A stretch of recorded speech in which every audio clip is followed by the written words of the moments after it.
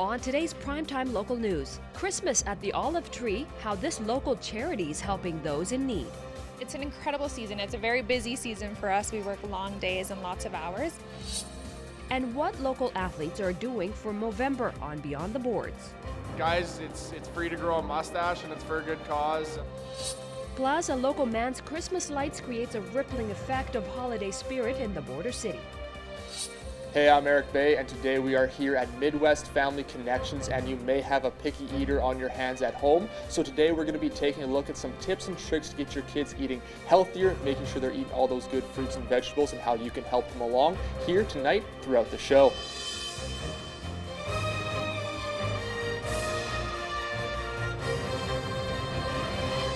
Prime Time Local News, serving the Lakeland and Midwest regions. A new program at Holy Rosary High School is giving grade 9 French immersion students more opportunities to take different programs when they go into grade 10 and up. It was created so that kids in the French immersion program would be able to get originally some of their senior credits while they were still in junior high, so that they could have access to other programs that we have available at the school. The program was based on the English program School of Global Media. At Holy Rosary, the French immersion students will be taught different components in 2 hours in the semester. They do a language component and as well as 2 practical and applied arts components. So then they have a French 9 for my course. They have French 9, and then they have Comm Media 9, and then they also have Photography 10. The students will continue to learn what they normally would in a French course, but also learn different media skills as added components. They're all going to be learning vocabulary, language, grammar, reading comprehension, etc. And then they're going to be learning photography skills, basic Photoshop skills, videography skills, video editing skills, and some marketing components. We'll have more on the students' perspective tomorrow night in Beyond the Classroom. As we approach the holiday season, new places around the border cities are getting prepared to host their Christmas events, including some nonprofit groups like the Olive Tree. With a few programs that run throughout the season, they're helping out a lot of the people who really need it, and a few of these programs are critical, especially this time of year. We do family sponsorships, which are officially full. We do Christmas hampers, and we just posted our wish list online for the food items that we're still in need of. And the toy campaign just launched, so we're super excited to be kind of helping organize the gift of Christmas again this year. So if people want to get involved in that sense, there's lots of ways to donate to us, whether it's for food, toys, or just monetary donations. Jana Thompson, Assistant Executive Director, says running these programs means a lot of those who work for the Olive Tree or volunteer and who would love to spread the holiday spirit.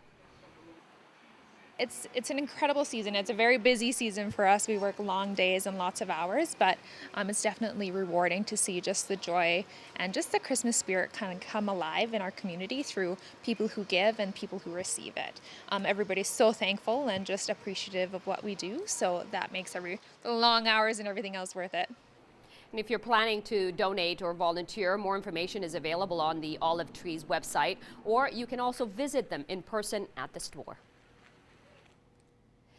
Well, for me personally, I find hanging Christmas lights the hardest part of the holiday. But after seeing a Border City resident's display, I have a new admiration for Jerry Frank and his unbelievably beautiful Christmas lights.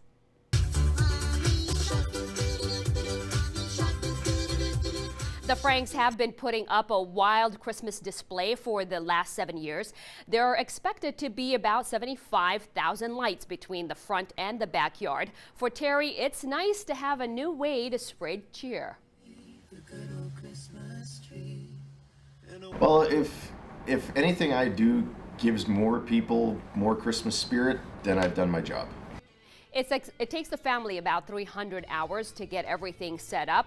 With all the work that goes into it, it's become a family tradition. Well, all our family is here in town, so all my daughters and son and their attachments and everything all come and help. Even the grandkids help out a bit. Jerry encourages everyone who has time to come watch the display, as the lights are expected to come down after the Ukrainian Christmas. And now we head back out to Eric Bay, who was on location earlier today. Back here today at Midwest Family Connections, and today we are talking about kids and more specifically their diet, making sure they are eating healthy. And I'm joined now by Stacey Weens. And so obviously kids are pretty picky in general, but should parents be worried at all if their kids do have, certain tastes, want to eat certain things? Generally, parents do not need to be worried about picky eating. It's actually a very normal behavior for healthy child development. Kids are at a young age typically trying to assert their position in the family, they're testing limits, and they're learning to make decisions. And so this is some of the healthy behavior that we find that parents might think is picky eating. And so a healthy feeding relationship can help with picky eating. And Ellen Satter's Division of Responsibility is one way we try to help parents alleviate the challenges of picky eating, because it truly is a challenge. And Ellen Satter divides mealtime into very specific roles. So parents or caregivers have very specific roles, and children have specific roles. So parents are in charge of what food is offered, where it's offered, and when it's offered. Children are in charge of what they eat from the food offered, how much, and sometimes even if they eat, which can be quite stressful. So we try to, by really clearly defining those roles and having a parent doing a good job of their role and allowing a child to do their role, you really remove the pressure from both a parent and child, and it lets that child learn to explore foods and learn to like what the rest of the family eats. So generally, this is a very helpful way to make mealtime less stressful for families. Now, if a child is completely avoiding entire food groups or has a very short list of foods they will eat, then it can be helpful to seek help. And in Lloydminster, you can seek help by contacting pediatric services or a dietitian. All right, thank you for doing this, and we're going to have some more from back here, continuing with your kids and what they should not be eating, tips and tricks to help them out. But before that, we're going to head back into the studio.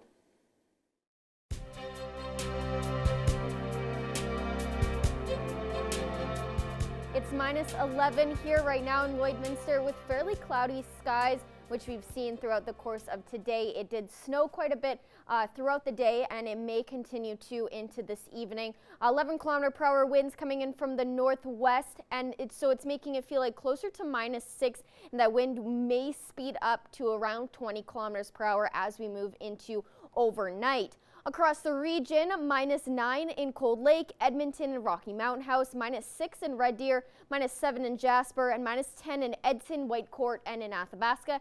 And on the Saskatchewan side, -8 in Meadow Lake, -5 in Prince Albert and Melfort, -6 in Saskatoon, and -7 out in North Battleford. And overnight in North Battleford, they will have a chance to experience some snow overnight, where the temperature will drop to -10, and that wind will stay at 11 kilometers per hour coming in from the north until tomorrow, where it will be 9 kilometers per hour and a daytime high of -6, with a very sunny day with just a little bit of cloud coverage throughout.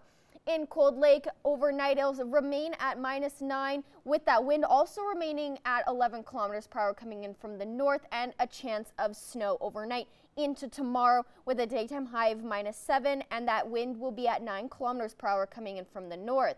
Here in Lloydminster, it should clear up just a little bit overnight, but we do still have a chance that we could see some snow later on this evening, with 11 kilometer per hour winds staying coming in from the north, with that temperature staying at -11. And then tomorrow, a mix of sun and cloud with a daytime high of -8, and that wind will also be at 9 kilometers per hour coming in from the north with a low of 11. And then on Thursday, a mix of sun and cloud throughout the day with a high of -7 and a low of -12. And then on Friday, there's a 56% chance of some snow with a high of -8 and a low of -11. That wraps up your 3-day forecast. We'll have more news coming up after the break.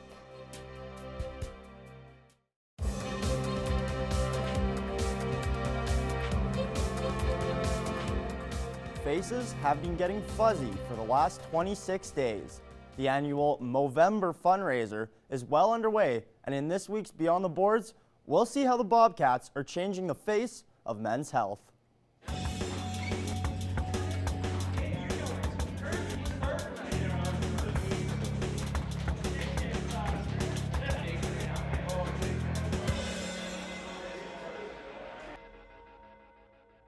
Lots of the Bobcats have taken part in this year's Movember. For the players, it's a way to get the word out to the fans in the stands. When thousands of people are looking at us every night, it's good to show that we support it and we care about it, and maybe it helps them and they want to do it too. So just spread the word. The thousands of fans across the border city aren't the only ones taking in the lip sweaters.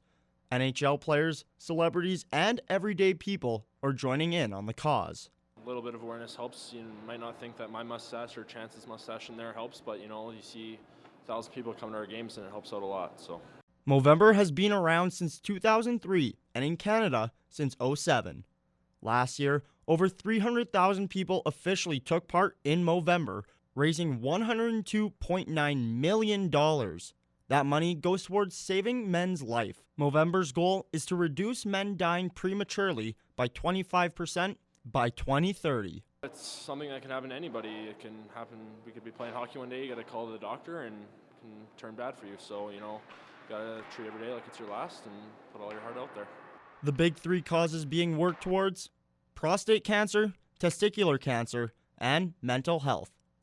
9.9 million men are living with prostate cancer worldwide. Testicular cancer is the most common cancer in men aged 15 to 39, and 60% of suicides are men. For hockey players, being able to talk about these things is helping break the stigma. Nothing wrong with talking about mental illness, and if you're not feeling okay, to speak up. As hockey players, we're known as tough people and tough guys, but everybody struggles with mental health, so it's good to always talk about it. Just those friendships that you build and the trust that you build between each other too, and that brotherhood is a big part of it. Although the Bobcats' faces may have changed, their message will be the same. One of our big things is we're a family, and we talk about anything and everything. You always got 20 of your brothers in there, and you got them to lean on. To donate, go to Movember.com, click the donate button, then search who you're looking for. Beyond the Boards is brought to you by City Center Auto Body. At City Center Auto Body, they can fix anything, now on both sides of the border. Well, it was a little chilly out today, so it's a good thing I got myself a little bit of a lip sweater. We'll see what Abby St. John has to say about that.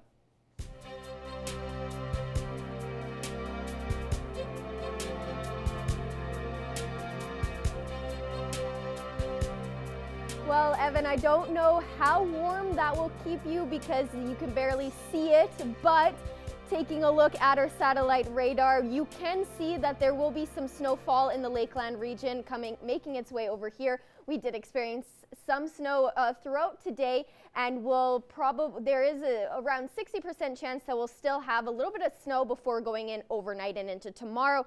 And the same with the Maidstone, Macklin, North Battleford area, also having that chance, having that snowfall earlier in today and into this evening.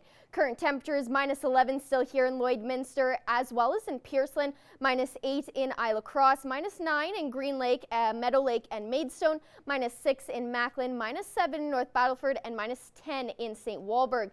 And on the Alberta side, -10 in Wainwright, Marwayne, St. Paul and Bonnyville, -9 in Edmonton, Lac La Biche and Cold Lake, -13 in Vegreville, -9 in Vermilion, and -8 out in Provost. And tomorrow, a daytime high of -8 here in Lloydminster, as well as in Wainwright, Vermilion, Marwayne, and St. Paul, -7 in Provost, Vegreville, Bonnyville, Cold Lake, Lac La Biche, and -9 out in Edmonton. And on the Saskatchewan side, -7 in Isla Cross, Pearceland, Green Lake, Meadow Lake and Maidstone, -8 in St. Walburg, and -6 in Macklin and in North Battleford. Across the region overnight, Provost and Wainwright will experience some snowfall. And then the rest of the region is looking like it will just be a little bit cloudy in areas like Isla Cross, Mirnam, and then Meadow Lake looking fairly clear out tonight, and temperatures ranging between -12 and -9. Here in Lloydminster tomorrow for your school day forecast at 8 a.m. it will be -11 with a pretty fairly clear skies, and then it'll get sunnier throughout the day. At recess, it'll be -10 with a mix of sun and cloud. And then by the time lunch rolls around, it'll be -9 with a mix of sun and cloud. And then by the time school's out, it'll be -8 with that mix of sun and cloud. Then over the next 7 days, a low of -11 tomorrow with a mix of sun and cloud. Then on Thursday, a high of -7 and a low of -12. And then on Friday, there's a 56% chance of some snowfall with a high of -8 and a low of -11. Then on Saturday, it should be a fairly sunny day with a high of -8 and a low of -12. Then on Sunday, it should be very sunny, very clear with a high of -6 and a low of -14. Then to start your week off on Monday, a mix of sun and cloud with a high of -3 and a low of -12. Then on Tuesday, another mix of sun and cloud with a high of +3 and a low of -6. So we definitely do get above zero starting on Tuesday next week, and hopefully the remainder of that week is above zero. But that's a wrap up of your 7-day forecast. We'll have more news in the question of the day coming up after the break. Back here once again today at Midwest Family Connections, and we have been taking a look at kids and especially healthy eating habits, and Stacey Weens joins me once again. Now, we talked a little bit before getting into this, but now what should kids be actually eating when they are putting food on the table? So yeah, it's important, of course, that children grow up eating healthy foods. It's good for their development, but as adults, we should be essentially eating a variety of healthy foods every day. And so Canada's Food Guide shows us that half the foods we should choose in a day would be vegetables and fruit, a quarter would be whole grains, and a quarter would be protein foods. So just like the adults around them, children should be following a similar pattern. And as I mentioned earlier, we want to remind people that the parents or the caregivers are in charge of putting those foods on the table, and the child is in charge of deciding of those foods which ones to eat and how much. And between meals and snacks, we only want to be offering water as an option. And now if people do have a picky eater on their hands, is there any tips or tricks maybe to get kids to, kind of make them eat those healthier food options instead of going maybe to the junk food? Right. So this is where the parents or caregivers' role is so important in providing those healthy foods, and because that's your decision, and also modeling healthy eating. So children will learn to eat what the people around them do eat. There are some other tricks and tips are have them participate in growing the food or purchasing the food or preparing the food, and also taking pressure away from meal times. So the more we pressure a child to eat a certain food, the less they're actually going to want to eat that food. So be conscious of pressure you're putting on children and try to remove that and let them choose and explore at their will what they'd like to eat. And now just really quick here before we wrap up, should parents be, working around their kids to their preferred food options when they are thinking of what to put on the table at all? Right, so generally we do not want to be working around children's preferences. So when you're putting a healthy meal on the table, always be conscious that one of the foods is a food that child would typically eat or enjoys, but other foods should be new or foods they're learning to enjoy. If we only offer them those foods they already like, they don't get that chance to learn about new foods, and they may discover a new favorite. So we're giving them that chance to learn about new favorites, which is what we should be doing as parents, yeah. All right, thank you for this, and we're going to have some more from back here, continuing with healthy eating habits, but before that, we're going to head back into the studio.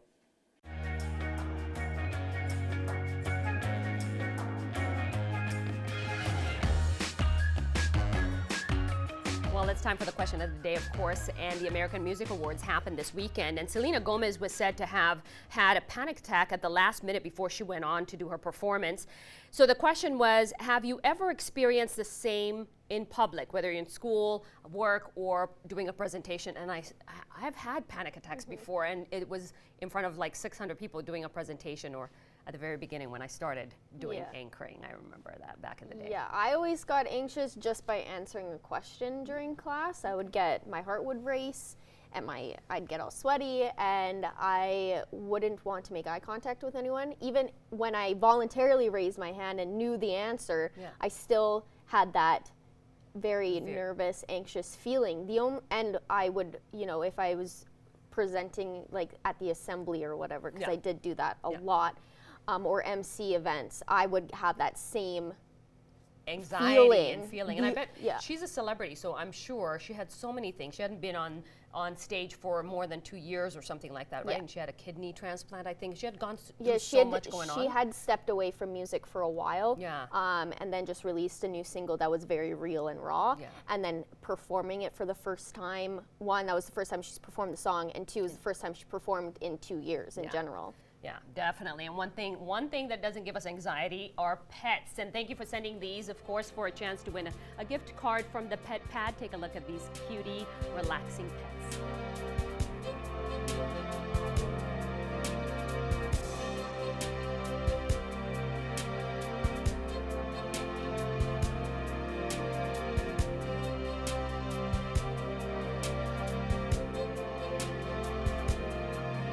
We want to see your pets. Send photos of your pet and their name to our Facebook, Twitter, or Instagram to have them featured on Pet of the Day. Your name will be entered into a weekly draw for a gift certificate from the Pet Pad.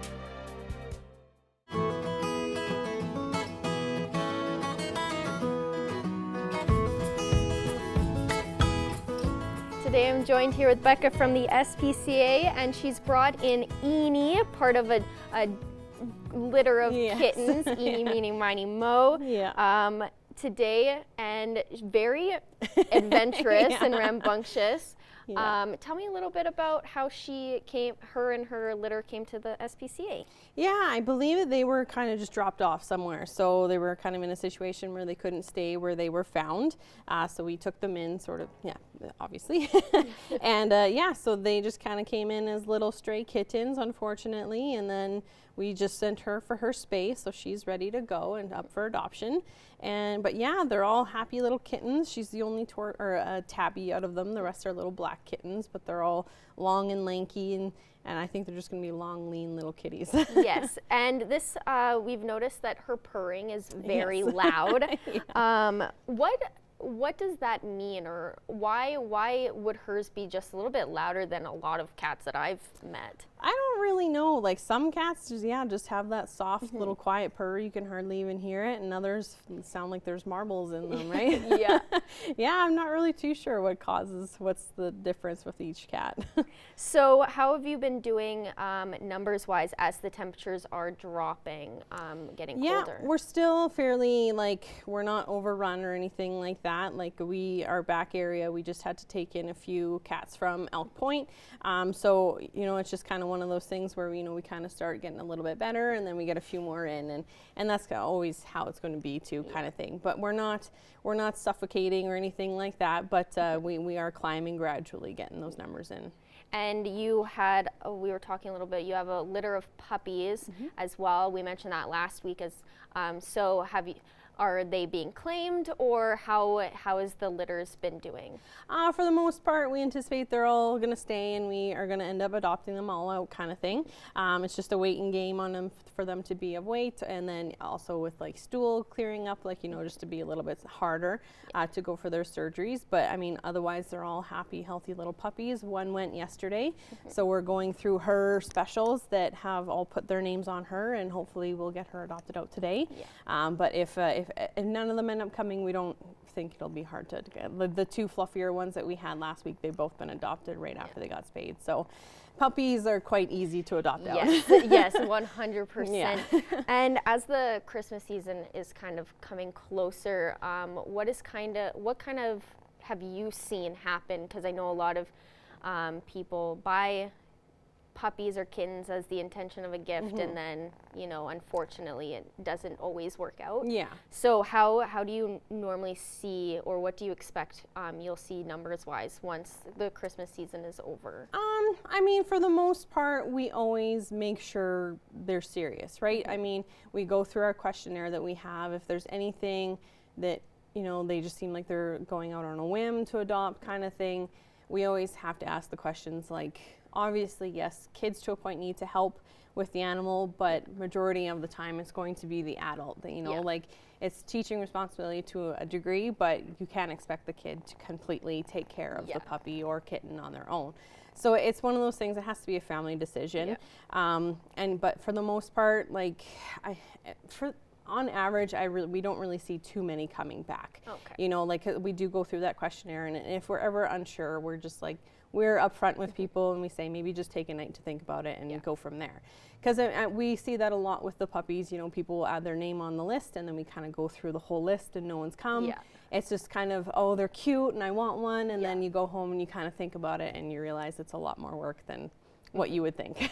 And you have your jailbreak coming up. Do you just want to Yes. quickly talk about what the details are with that? Yeah, our jail and bail. So we're still looking for a few more participants, but yeah, like we basically just lock everybody up in the kennels with the dogs and the cats. Our cat condos will be set up as well, and everybody that goes, they can set a bail for themselves if they like. But yeah, it's basically they're just in the kennels trying to raise money for the SPCA. Which sounds awesome. Yeah. And just quickly, when are the dates? for it? December 12th, and it's from 7 a.m. to 7 p.m. Perfect. Yeah. And if anyone is interested in participating, how can they do Yeah, so? they can call me, Becca, at the shelter, 780-875-2809, or even they can email me as well.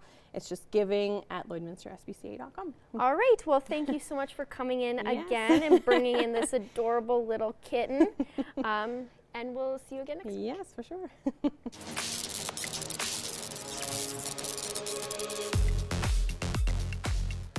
I'm Justin with Boom 1019 and Hot 93.7, and here's what's happening. The Wainwright Wrestlers and Wainwright on Wellness present Hat Trick for Mental Health. It's happening this Saturday, November 30th at the PMM here in Wainwright. This event is open to kids 6 to 11, where they're going to get the chance to play a mini sticks tournament with the wrestlers. They're also going to get to enjoy a pregame meal with them, talking about mental health and wellness. Plus, they're going to take a dressing room tour and have the opportunity to skate with them during O Canada. Registration can be made at Armstrong's Clothing and Sports, and a full schedule can be found on the Wainwright Wrestlers Facebook page. The 2019 Lloydminster's annual Seniors Twinkle Tour is happening Monday, December 2nd. The tour begins at 6:30 p.m. from Bud Miller Park and finishes at the Wild Rose Pavilion for a festive social with treats and Christmas carols. Seniors Musgraves agencies would be happy to arrange a ride for you to and from this event. Please contact them at 780-875-9159. The 2019 Father-Daughter Gala is happening this Thursday, the 28th, and this is kind of like a last call for that. Registration at 5:30, dinner at 6, with a dance to follow. This year's theme is Disney Princesses. And could you use some extra spending cash at Christmas? Of course you could. Who couldn't? Well, right now on Boom 1019 and Hot 93.7, we have a Christmas cash promotion where you could win $1,000 to spend at a local business. Full details can be found on both of our websites. I'm Justin with Boom 1019 and Hot 93.7, and that's what's happening.